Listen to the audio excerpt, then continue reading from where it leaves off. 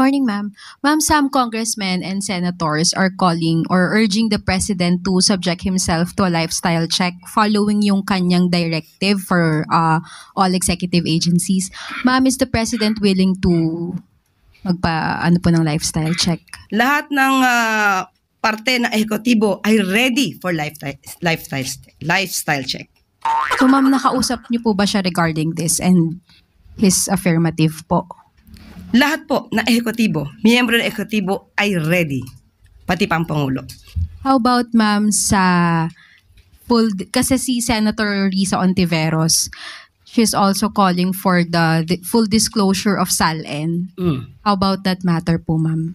Okay, lumalayo kasi po tayo sa issue. Sinabi po natin na ang Pangulo, ang buong ehekutibo ay ready for lifestyle check.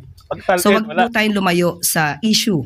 Ang issue po ngayon ay tuligsain at habulin ang mga involved sa flood control projects. So wag po natin ibahin at wag tayo medyo mamulitika patungkol dito. Thank you.